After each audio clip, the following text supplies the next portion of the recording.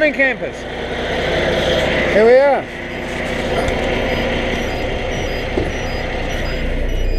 Just had the bit of a pre-flight, if you like. Okay, we got a decidingly, where are we? Let's have some candles. Where are we at? Boom. We got a decidedly agricultural mission this morning. What's going on here? Shocking. So, buckle up, pilgrims. We're going country. Check out the K200. Now that is a comfy place to hang. I love it when the skylights are open. Man, I love these cameras. Right, let's truck on, eh? Well, interwebbers, to quote a guy by the name of David McNaughton, a heavy haul specialist out of the States, I'm living the married twice, middle-aged, no house dream. And you know how it is, right? So that's where I find myself. So I'm kind of lucky in some respects because this affords me certain options that perhaps other guys don't really have available to them. And one of these options is the ability to travel overseas for work, and also to even consider immigrating to other parts of the world. And that who's this guy? And that's not a unrealistic option, given the fact that I've been vilified and pilloried by my community for you know, refusing to abandon my son, and for absolutely loathing, detesting and hating the institution that says that I should, which is, you know, a perfectly natural reaction. For every action there's an equal and opposite reaction. If you have great love for something and some autonomous, anonymous authority steals it from you, well then they're going to receive the equal and opposite. And to deny that such things exist is just naive. At least I was healthy in dealing with it. Anyway, so this gives me the option of looking overseas to live. And one of the places I want to live is America, because they have a big statue, Lady Liberty, that's calling out to all us oppressed and persecuted rebels around the world to go and find a homeland there. And I believe in that American dream. So that's where I want to go. And when I get there, what I want to work towards is owning my own truck.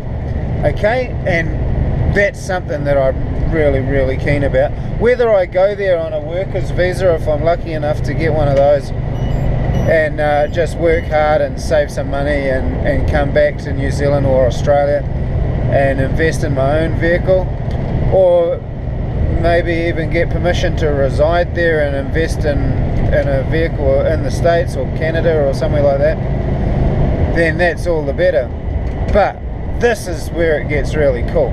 In the States, they have these trucks with these big supersized sleepers. They are massive. They're like having a caravan attached to your cab. And that's what I'm really after, because given my marital status, age and circumstances, the likelihood of me ever attaining a decent relationship again, with the prospect of having a family and all this kind of palaver, well, that's pretty much non-existent.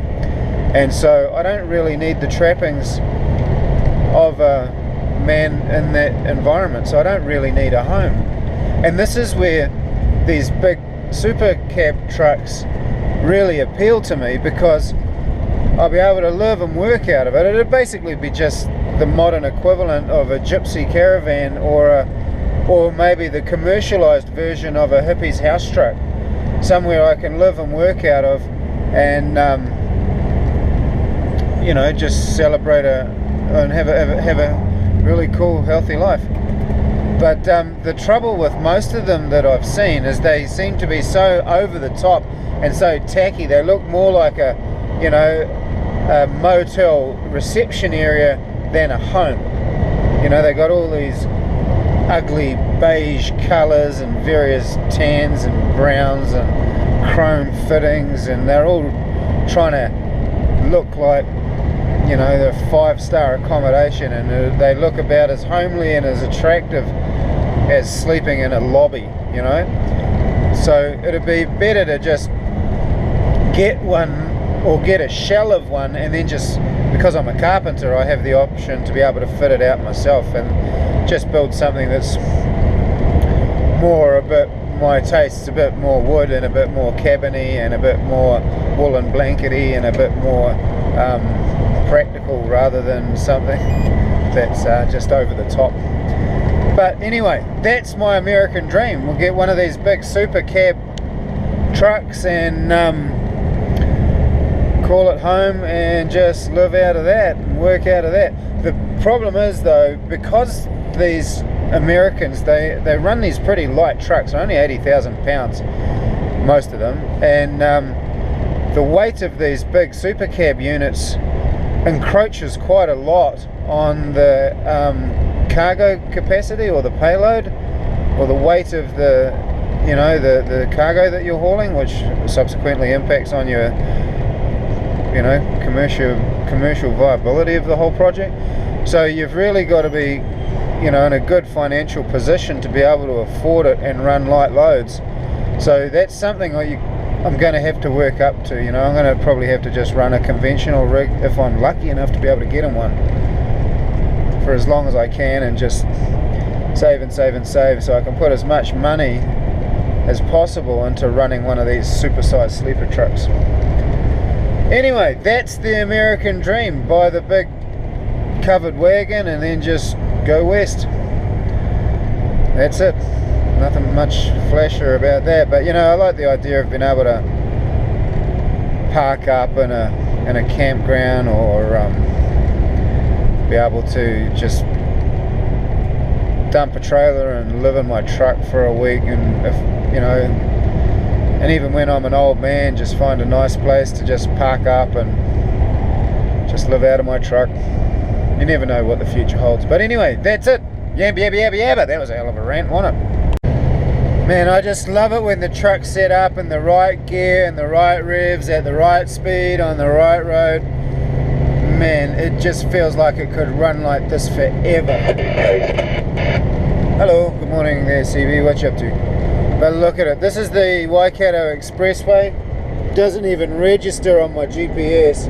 It is so new, but it is so smooth and silky to run on. It's just awesome. Just love it when my truck's just planing along like this. I could drive like this for days. Have I mentioned how I just love trucking through the dawn?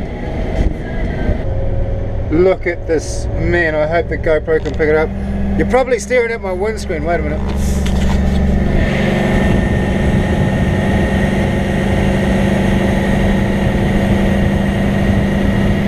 Is this not the most beautiful time of day? Am I not the most luckiest SOB on the face of the planet? Here I am driving a beautiful Kenworth. Look at it. Just a beautiful Kenworth through some of the most wonderful scenery. Good morning, girls. Through some of the most wonderful scenery in the world. I am just such a lucky guy. Just love it. Just love it. Just love it.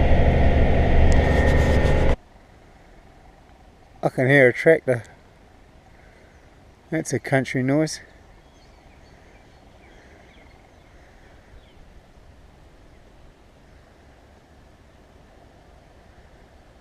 Ain't that the most beautiful rig on the road? The good thing about my company, this Tracy and Andrew's company here, is that we all drive cool trucks. They're all good gear. They all look good. It's all good quality American stuff. Just so lucky to work there. They run a good ship too. Look at that. Ain't she just beautiful? And low loader trailer, mate, you can carry so much in there. Let's have a good look around. Skylights. Oh man, she's just stunning.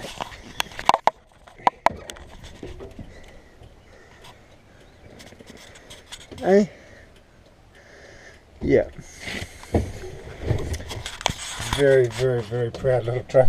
Work for a really good company, driving really good gear. This is the top of my game. I'm really happy. Anyway, let's get into it. Well, look at that morning. Ain't it a beautiful day? And this brings me to my next subject. Sunglasses. I finally took the plunge and went out and bought another good pair of glasses, mate. You know, when you're trucking and you're on the road all the time and you sort of can be kind of glary, and yeah, nice job, mate. And nice MG, sweet.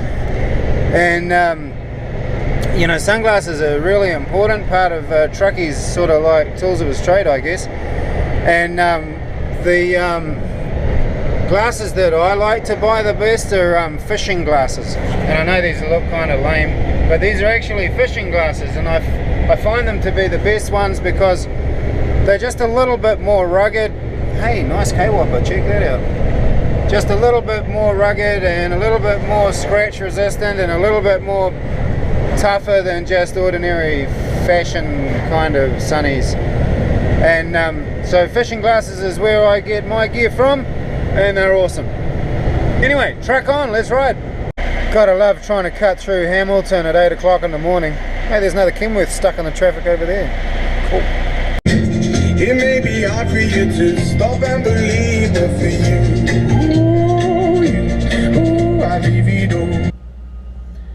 You know, I love the fact, I really love the fact that all the way through my struggle for parental equality and all those things I was advocating for, I was too ugly, too short, too fat, too bald, too old, too full of McDonald's, too full of petrol, smoked too much, drank too much a product of this fucking world to be even thought of as anything other than somebody to be ripped off, lied and mocked. It's the problem with reality, ain't it, spook? You're ashamed of your own fucking work. Anyway, run along, create your illusions and whatever, because the right people know they're looking after me. You gotta love it, eh? You just gotta love it. There's no other way around it. It's a great job. I wouldn't swap places with anybody. I mean, look around me. Who's got the coolest vehicle? Hello?